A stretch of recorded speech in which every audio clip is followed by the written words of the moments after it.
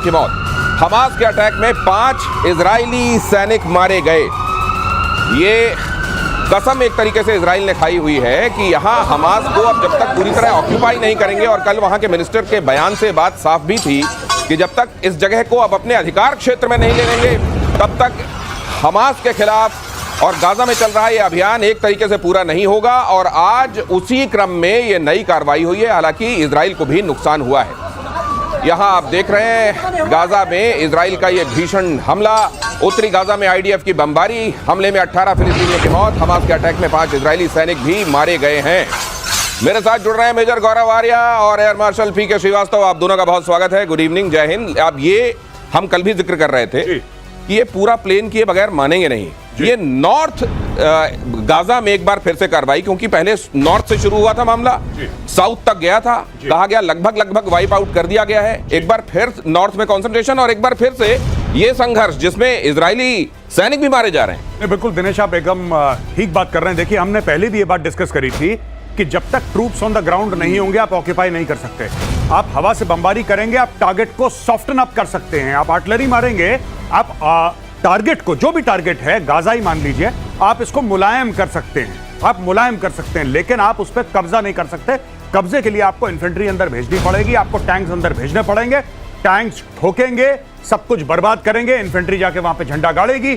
जब वहां पे इजरायली फौजी खड़ा हो जाएगा उस जमीन के ऊपर, तब माना जाएगा कि वो जमीन इजरायली हो गई है, उसके पहले नहीं हो सकता। It's impossible. इसी खबर का एक अगला चरण भी देख लीजिए। गाजा में इजरायली ऑपरेशन का नया राउंड, मिट्टी में मिलाए जा रहे हैं हमास के ठिकाने। पहले बमबारी की, फिर बुलडोजर चलाया इजरायली सेना ने, जो एक तरीके से वहां पहले ही बमबारी में डैमेज हो चुके हैं मकान, उनको अब वो हटा रहे हैं। यही शायद कह रहे हैं मेजर गौरव आर्य कि आप सॉफ्टन अप कर सकते हैं। पहले आपने टारगेट को सॉफ्टन अप कर दिया, एक तरीके से उनको खंडहर बना दिया, लेकिन उनको डेमोलिश करना ताकि दोबारा वहां बसाहट ना हो जाए और उसको अपने अधिकार क्षेत्र में लेना, शायद यही इसका इंटरप्रिटेशन है। बिल्कुल सही है दिनेश, जो गौरव ने कहा बिल्कुल सही बात है। जब तक आप बूट्स ऑन द ग्राउंड लेके नहीं जाएंगे, उनकी जो छोटी छोटी टुकड़ियां हैं हमास की, उनको कैसे नेस्तनाबूद करेंगे। और जो टनल का टेरर नेटवर्क बना हुआ है, टनल्स को भी तो कब्जे में करना है। इनके ज़्यादा छोटे छोटे ठिकाने जो थे वो मस्जिदों में थे, अस्पतालों में थे, स्कूलों में थे।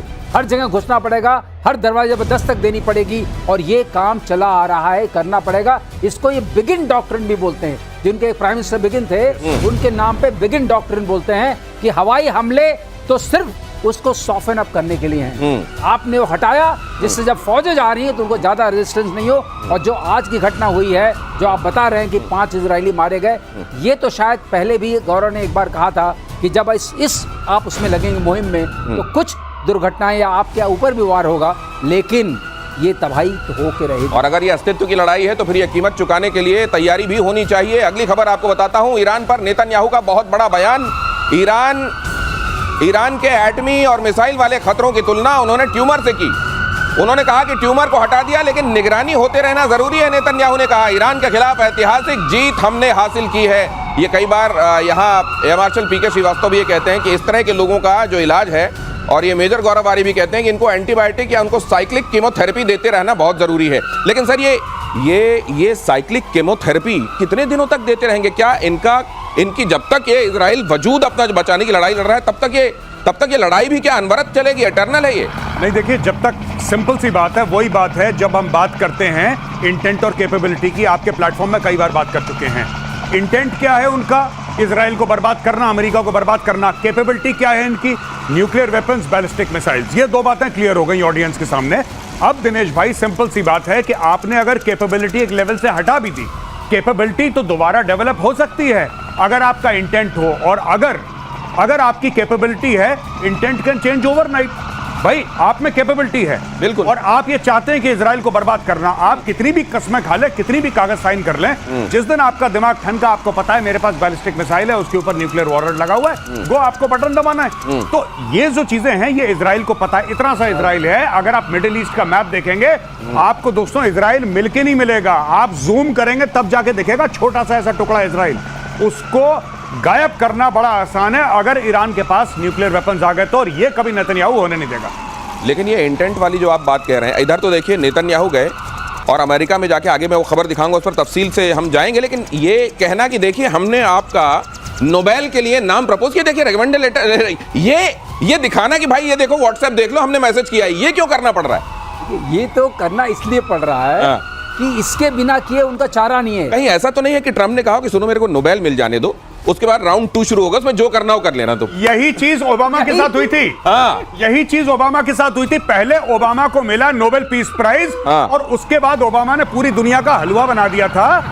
और ये देखिए कमाल की बात, सर मैं माफी चाहूंगा, मैं इंटरप्ट कर रहा हूं आपको। सबसे बड़ी बात क्या है, देखिए सबसे बड़ी बात इसमें यह है कि इजराइल एंड पाकिस्तान जो कि कट्टर दुश्मन है, दोनों ट्रंप को रिकमेंड कर रहे हैं कि भाईजान आपको मिल जाए, आपको नोबेल मिल जाए। पाकिस्तान भी लिख के दे रहा है, इजराइल भी लिख के दे रहा और है। ये देखिए दिनेश ने बहुत सही पकड़ा है। हाँ। ये इजराइल इसलिए कह रहा है कि ले लो पीस प्राइज, उसके बाद हमें खुला छोड़ फिर दो। हमको पीस करने दो। खुला छोड़ दो, हम फिर करेंगे अपना काम। तो ये वाली बात चल रही है और बिल्कुल सही है। और जो आपने पहले बोला था नीयत कैसे बदलेगी, हाँ। इंटेंट, नीयत तब तक नहीं बदलेगी जब तक कि नीयत रखने वाला नहीं बदलेगा। है बिन होए न प्रीत। नीयत रखने वाला नहीं बदलेगा। हाँ, तो नियत रखने वाला तो अपनी जगह कायम है सर, वही तो। हाँ, शाह थे पहले, हाँ। अब ऐसी नीयत नहीं थी। हाँ, शाह पहलवी की। नीयत रहने। तो फिर ये नियत तो रहने दी जा रही है ना सर। सवाल ये भी, अगली खबर देखिए, ब्रिटेन के जहाज पर इजराइल ने दागा बम।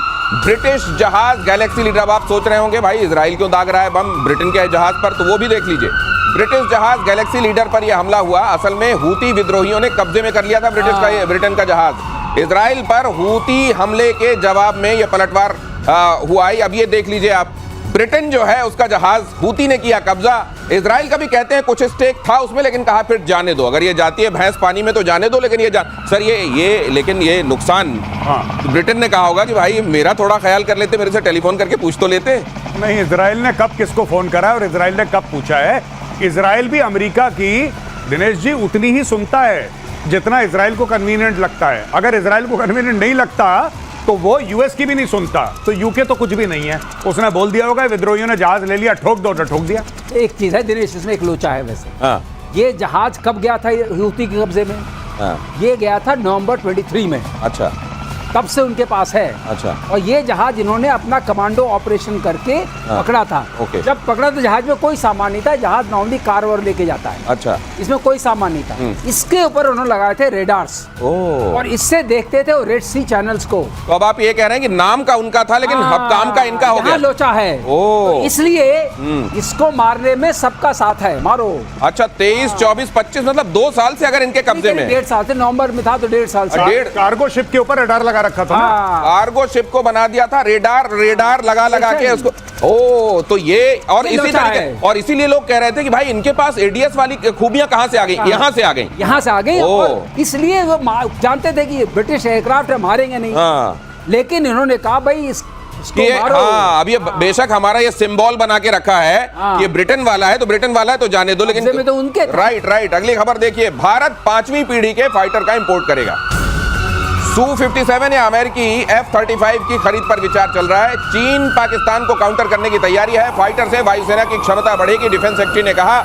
डिफेंस सेक्रेटरी ने यह भी कहा सर, अगर अंग्रेजी में जो उन्होंने कहा उसको कोट करूं, for the time being we are going to, sir इसका क्या मतलब, for the time being we are going to have this? देखिए मैं आपको बताता हूं, डिफेंस सेक्रेटरी के इंटरव्यू में बैठे थे और वहां पे इंटरव्यूअर ने उनसे बार बार पूछा कि सर हम किससे लेंगे? अच्छा बताइए, हम F-35 ले रहे हैं कि हम Su-57 ले रहे हैं, कुछ तो बोलिए। तो उन्होंने बोला भाई आपकी ब्रेकिंग न्यूज के चलते तो मैं नहीं बताऊंगा कुछ। हाँ, सही बात। पहली बात। दूसरी चीज उन्होंने बोला कि वी आर